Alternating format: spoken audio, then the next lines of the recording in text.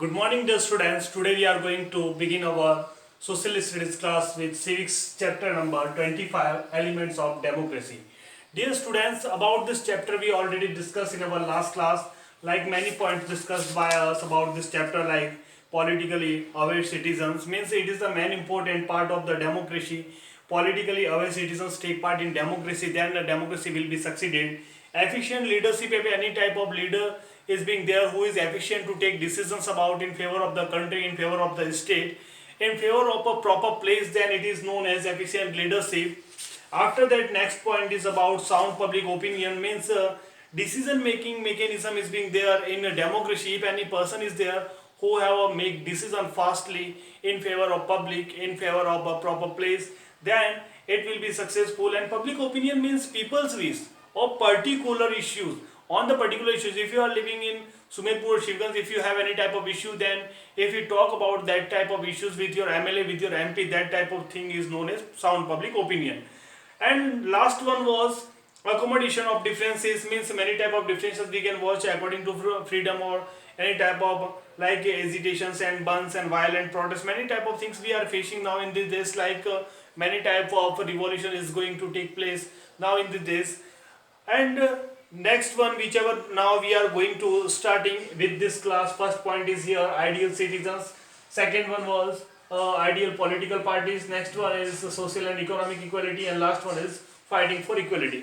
Let's begin our this class with the first point, ideal citizens.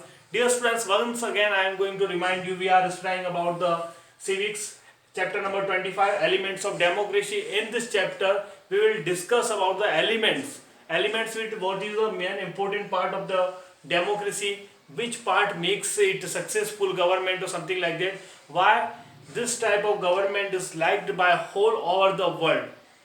Point is here, ideal citizens. Ideal citizens means the citizens who are aware of their rights and duties, means if you are aware for your right, for your duties, then you will be known as ideal citizens. They should be willing to fight for their rights. If any type of discrimination is being happen with you, then you have to fight for your rights, then you will be known as ideal citizens.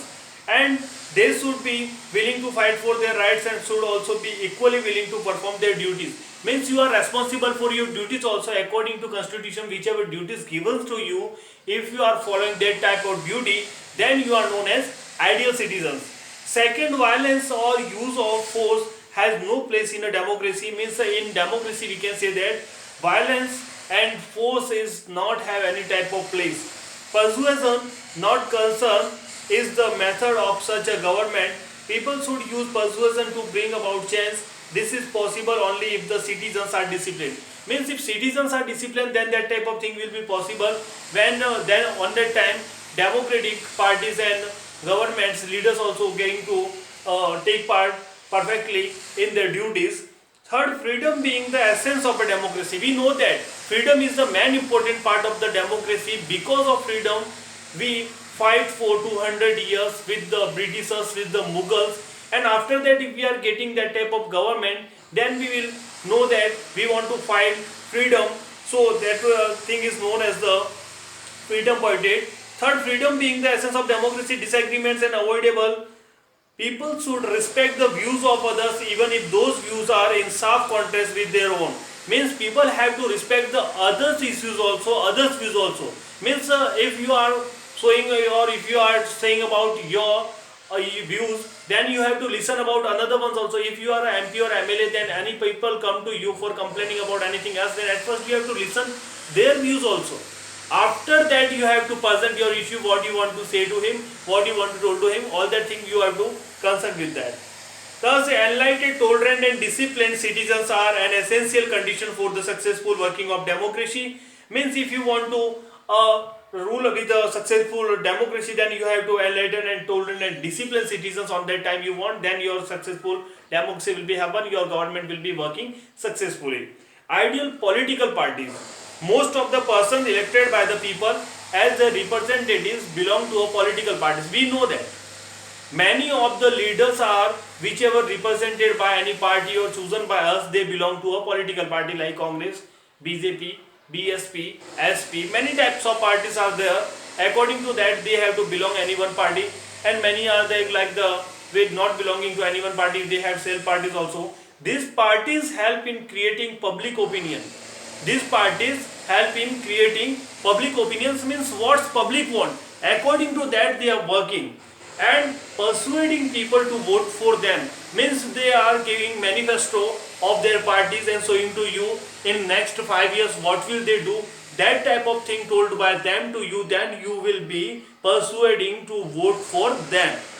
They select candidates and work towards their victory, means they select that type of candidate whichever be one on that area. Means at first they make survey with peoples or any agents, they send them that type of peoples or officers to that area, and after that they are deciding to whom they will to want to give the tickets for the elections. Parties formulate their policies and seek to implement them when they come to power. Means parties at first formulate the policies, means at first they make the manifesto of the parties. After that, whenever they came in power, then on that time they start to follow that type of manifesto according to that. Political parties are the soul of democracy. We know that. Without political party, democracy is nonsense. We know that. It is the man soul, man heart of the democracy. We can say that political parties are the heart of democracy. It is important that parties have a national outlook. They should place national interest above everything else. Means whatever party is going to decide, at first they have to mention about the national, mention about the country. Whatever taking decision is taken by them, and what is the impact of that type of decision in our country, in our manifesto of the country solution. They should not stand for a particular reason, caste or reason. Means we know that any political party didn't belong to any religion, caste or reason. They are undiscriminately work for any type of religion. They are equally giving rights for any caste or religion. Parties based on such narrow considerations may cause unrest among the people and even lead to fragmentation of the nation. Means they are working for the nation fragmentation, for nation helps and many type of things made by them only. National integration, not fragmentation, should be goal of the all parties. Means at first their goal is to work in the favor of that country only. This about the ideal political parties. Now next point is here, social and economic equality. We know that without any type of equality, democracy didn't successful in any case. Equality in political, economic and social field is the basis of democracy. Therefore, a democratic society should be free from all forms of discrimination such as caste, subcaste, gender, religion, reason and languages. We know that if you want to make successful democracy, then at first you have to make democratic society fully without undiscrimination. Means if any type of discrimination is being there, then that type of place is not, we can say that fully democratic. Like any type of caste, subcaste, gender, reason, religion, language, that type of discrimination we didn't want on that time. If you want to be wish to be democratic government successful, and all sections of society should be equal partners in the development of the community. We know that every person take part in our political dignity or in a democracy for make it successful in our India's GDP or something like that. If any labor is there, that also take part in that type of GDP. They are also producing any type of services to any place. The rule of law, which is an essential element of democracy, it is the main important law. The rule of law, which is an essential element of democracy, means that every citizen is equal before the law. If you are a president, you are a prime minister, or if you are a labor, all of you are equal in front of law. It is the rule of law. Means in favor of law, in against of the law, in the favor of the constitution, you are equal. We also have judicial system which anyone can approach if justice has been denied to him or her. But does this guarantee justice and fairness in the everyday life of the people? There can be some people who think they are superior to others. Means if anyone rich person is here or any political background person is being there, then they are thinking like that justice is in their pocket only. But that's not a right thing, because the rule of law mentions that all are equal in front of law. They will give any type of offense, any type of offense if made by any type of murderers or anything else, then they have to give equal rights for that thing. And We also have judicial system for this thing there, but does the guarantee justice for fairness in everyday life of people? There can be some people who think they are superior to others. Their arrogance make them look upon others as inferior human beings or slaves or servants. Means many people are thinking like that. He is my servant only. He is my worker only. How can he do like that or something like that? That type of things is becoming equally in their minds. So we can't say it is a good thing. Some may even indulge in insulting the weaker ones through harsh words and malicious deeds or something like that. Because of that, they know that they are worker and they didn't go anywhere, so they start to discriminate with them and they started to abuse to them, and that type of thing is not good for democracy if we want to make democratic government successful. Such humiliations and are clear violations of human dignity. Human dignity is the core value of democracy. A society can be called democratic only if all its members are respected as human beings and with dignity.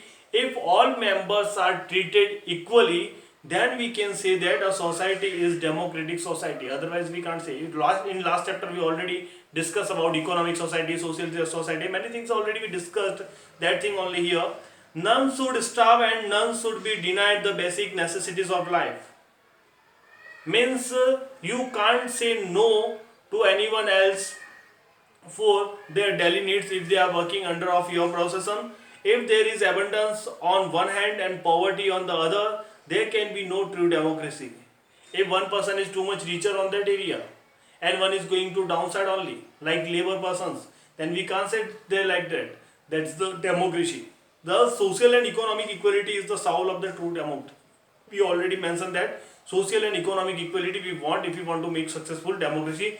If you want to true democracy in your country, then you have to make social and economic equality in your place. Fighting for equality. We know that from ancient times many sub-tribal castes and sub-castes are fighting for that type of thing, because from ancient times many type of discrimination we know that from the kings and queens. Economic and social equality is the key in a democracy, and it can only be realized if all citizens have adequate resources to support themselves and their families, and no citizen is discriminated against for any reason. If in at any place, if any person is not discriminated, then we can say that they are equal treated. The constitution has not only guaranteed equality to all Indian citizens, it has also served as the basis on which many people and communities in India have demanded equality and launched struggles to achieve it. And in India, many persons are demanding for equality, and many type of launching is also with there. When any type of discrimination is being happen, then they start to revolute or something like that. Dr. B.R. Ambedkar, the architect of our constitution, himself launched a strong movement for equality of Dalits, because on that time Dalit peoples treated very badly by the richer ones, by the kings. So because of that they make that type of rules, they have to launch that type of constitution. Who had suffered greatly due to the practice of untouchability, means he also suffered from that type of thing, then he know that what's the problem of the Dalits. Dr. Ambedkar asked Dalits to fight the caste system by taking up government jobs. Means he told to that type of Dalits, you have to take government jobs. After that, that type of discrimination will be end from your life. He encouraged them to educate their children. He also launched efforts to allow entry of Dalits into temples and fought against the ill treatment of the women. Means he treated to people and told to them, you have to educate to your children, and they make entry in the Dalits into the temples, and whenever on that time Dalit women also treated very badly. So he worked for that thing also. Dr. Ambedkar urged people to work towards a society where all people were respected and treated with dignity. Means Dr. Ambedkar's aim was that all people will face the equally treated in our country.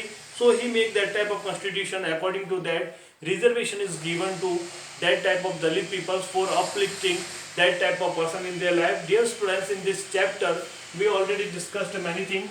In last class we discussed about politically aware citizens, efficient leadership, after that sound public opinion, accommodation of differences, and now in this class we discussed about ideal citizens. Means ideal citizens means a person who are aware about their right, they are known as ideal citizens. Ideal political parties, if any political party work in favor of country's development or at proper place development, then we can say that it is the ideal political party.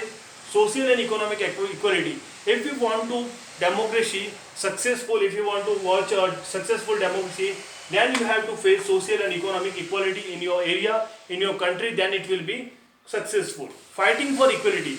In our society now also many persons are not feeling equal or not treated equally, so we have to fight for that type of rights. That is known as the elements of democracy. Dear students, I hope you understand this chapter. If you have any type of doubt regarding this chapter, then you can ask me your questions regarding to Google Meet class, and I will send you question and answers in this class only. After finishing class, I will send you question answers and exercises. Thank you so much.